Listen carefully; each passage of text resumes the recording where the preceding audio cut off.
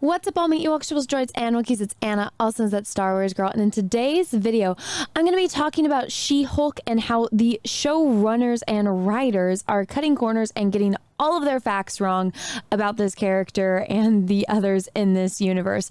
But before I get on to that, everyone, my channel is hardcore shadow banned here on YouTube, so every single like, share, comment really helps me out on, fighting the YouTube algorithm. And guys, if you haven't subscribed yet, please smash the subscribe button or ring the bell for notifications. Make sure that that bell is set to all. That way you guys actually get notifications when I post other videos and live streams. Now, with that being said, on to the topic.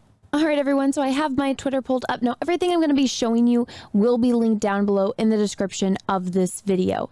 And in my last video where I was talking about the woman that is writing the show, Jessica Gao, I'm not exactly sure how to say her last name, but she was basically given a script and told to read off these points and to name drop certain authors of She-Hulk, or writers, I should say, particularly John Byrne.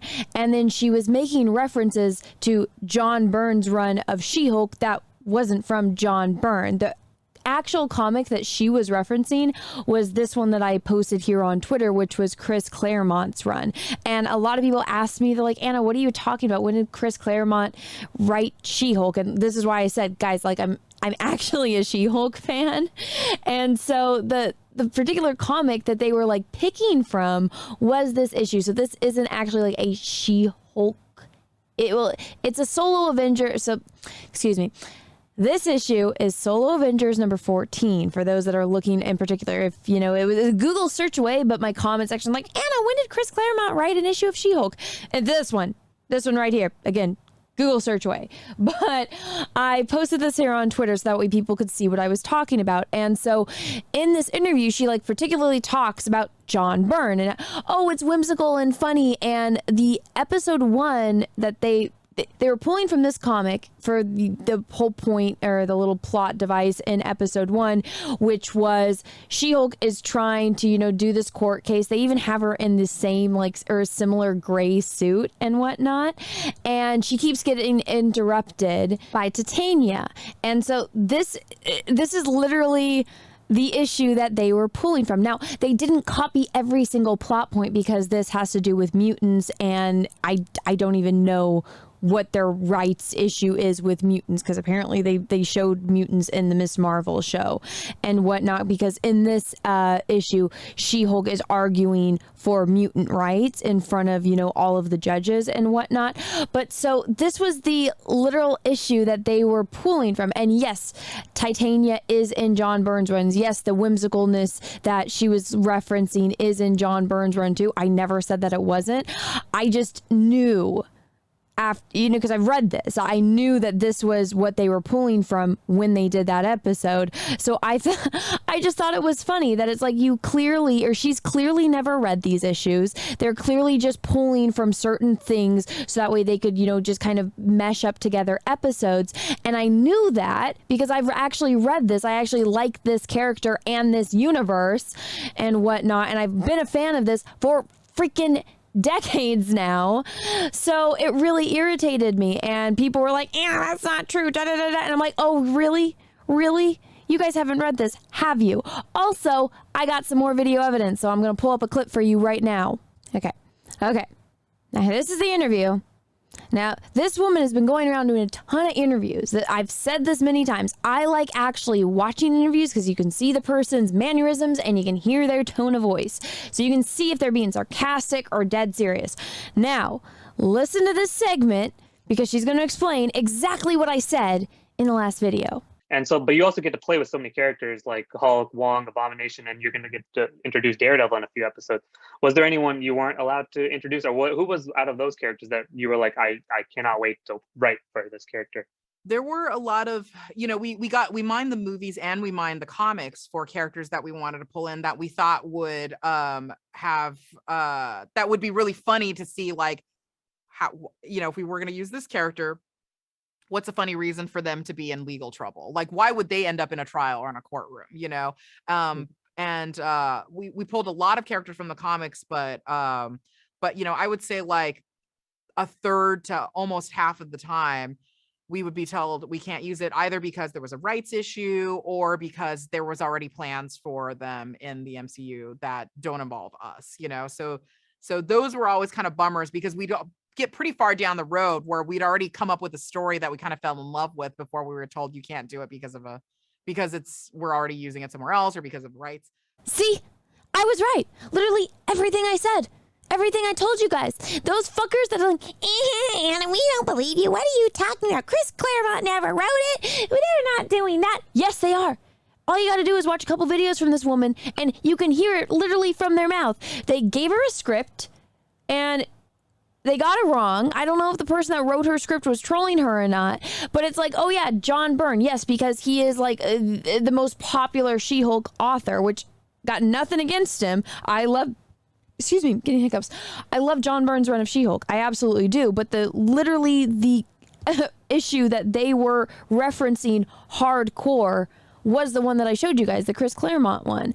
And then it's like, could you imagine being in a company where you guys don't talk to one another, where you're writing a show and you're using characters that you get so far into the production that you almost have an episode and then you have to scrap it because you didn't know you were allowed to use that character or not? All they are doing is going through their list. So Kevin Feige, when they took over Marvel, he had this like encyclopedia of characters that they can use and do things. So they're using an encyclopedia of characters that are related to She-Hulk in some way, shape, or form, and they're picking and choosing. They're not actually reading these things. They don't actually know the source material. That's why you have the writer of the show not knowing her facts on the character or the universe. That's why you have a show with a main character that they don't even understand. They don't know about this character. They don't know about the universe. All they care about is virtue signaling and pushing their agenda. That's why they have in the first fucking episode of She-Hulk, they get her origin story wrong, and they just completely forget about everything that made Hulk, and they just have to denigrate him throughout the entire episode because they don't know anything about the characters or the universe. It's absolutely infuriating to someone who has been a fan of this character and this universe for fucking decades now, and this is what they're doing. So yeah, I'm gonna call fucking bullshit. And if I need to pull up fucking receipts, I will, like I just did. So people getting up in arms because, oh, Annie, I didn't show receipts a video ago. Well, now I am. And if you guys don't follow me on Twitter because I usually post like if there's enough people asking me the same question and I missed it in the video, I will post about it on Twitter. So if you guys don't have Twitter, I'm sorry. You can check it even if you don't have a Twitter, but that's the place to look if there is like enough people asking me questions. And I did link it in that video. I put the link to the tweet. So if you guys need to go and see it, and you want to go see, I guess, a higher res of that, of those panels that I had posted, but it's right there.